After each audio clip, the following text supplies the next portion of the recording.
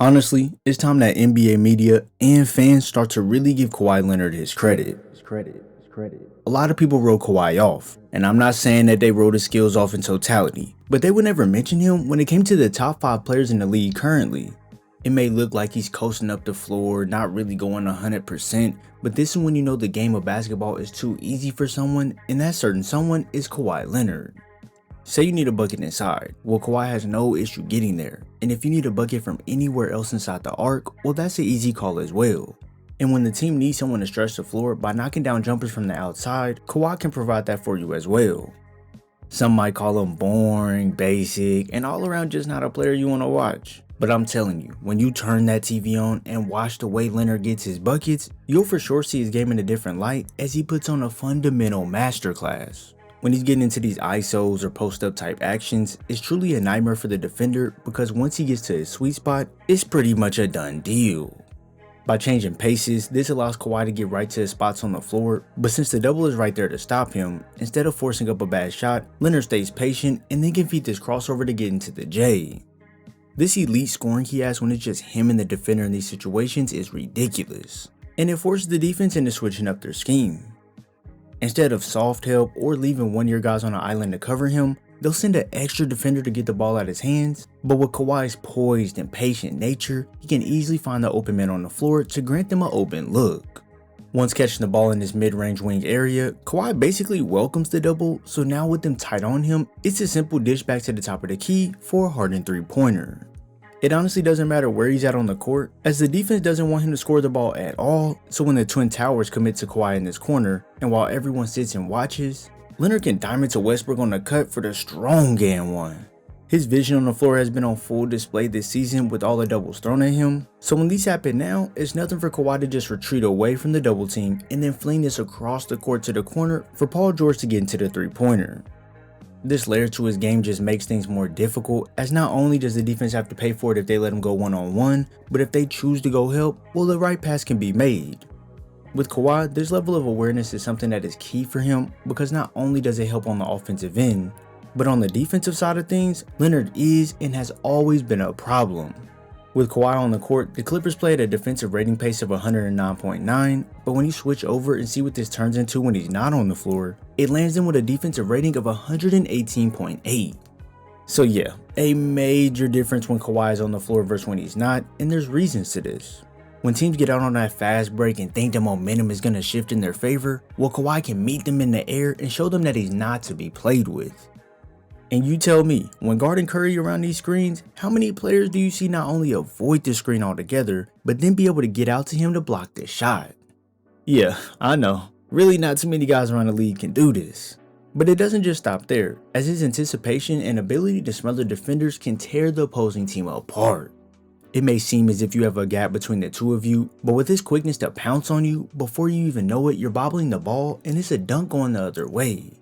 There's literally not a time on the court where you shouldn't be cautious if Leonard is guarding you, because although this lob over the top on his backdoor cut looks open, Kawhi can use that reach of his to get up and tip the pass, making this result in a turnover and an and one from Harden. That anticipation he has helps him bait guys into thinking the pass is open, but with Kawhi just plotting, this is when he can wait for you to swing it back and go snatch it out the air. This high level of defense can shut teams' whole entire plan down, as Leonard can be in the right spots to stop certain actions and then get back to his initial defender to then strip them of the rock to go get an easy one on the break. With Kawhi, you just get so much value when it comes to him affecting the game on both ends, but when I tell you that his scoring this season has been top of the line, I truly mean it. Now, does top of the line mean he's averaging the most or having the most exciting performances? Nah, not at all. Because when referring to Kawhi, he can get the job done in the simplest way, and this says a lot about his game. While many players need tons of flashy combos and lots of screens to navigate around, Leonard can pretty much use the basic fundamentals to get right where he wants on the floor and make defenders why it looks so easy. As of right now, Kawhi is averaging 23 points, 6 rebounds, and 3 assists, while shooting 52% from the field, which is tied for the best shooting from the field in his career, and 44% from deep, which is tied for the best in his career as well. As you can see right there, Kawhi can put the ball in the basket at an efficient rate, and with him having a plus minus of 7.9, you can see when Kawhi is out there on the floor, it elevates this team in totality. His skill sets on the court all leak into one another, as that ability to lock down defenders helps him get easy buckets on the floor.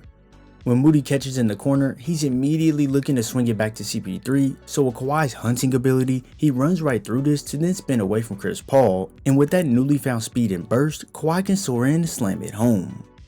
Not only is it the defense that leads to open buckets on the other end, but when defenders try and take that pursuit angle to knock him off his path, Leonard can feed a spin move just snatching their ankles, and the rest is history.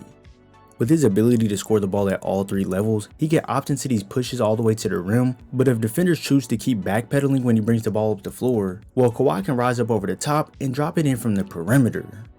Since the Clippers have much improved floor spacing and guys who can sink the defense completely, it's going to open up many opportunities for players to get open looks, and now it's all about focusing to knock it down. Take this play here for an example. With George starting this action, he commands the attention of two defenders. So now with the ball being swung to the corner, it pulls yet another defender out that way. So with Kawhi's man in the paint behind Zoo and ball watching when Russ receives the pass on the cut, Leonard is wide open in his corner and it's a straight money ball. That seamless ball movement is something we see a lot from this Clippers team now, and you can also see how well the gravity of James Harden opens up Kawhi's game completely. With that knack to get into the teeth of the defense, 4 Timberwolf defenders surround Harden so he can kick it out to George in the corner. And since the defense is in a frenzy, that one extra pass to Kawhi leads to a drop from deep. Although this screen roll doesn't involve Kawhi's men at all, with Clarkson sliding over to help with Zoo on the roll, it makes John Collins have to drop down and split the two defenders on the perimeter. Zoo can now dish it right back out to Kawhi on the 3-point line, and bada bing, it's money team. It isn't just from the perimeter where Kawhi benefits off Harden's creativity, as when Terrence Mann catches in the middle of the floor on this Harden double team, it pulls Kawhi's man and Derrick Jones Jr. towards him, so with Leonard creeping in on this backside, it's an easy bucket inside. Having that point guard who's going to look for you at all times is a major plus, but being able to score the ball from wherever helps you out tremendously. With major confidence and a locked in type of focus right now, it may look basic, but by creating space with that crossover, it then allows him to be uncontested on this jumper. It really doesn't take much besides a slight opening to see the rim and get the shot off, because even when the defense is guarding him tight, once he gets that little bit of room to get the shot up, well, now it's another 3 points on the board.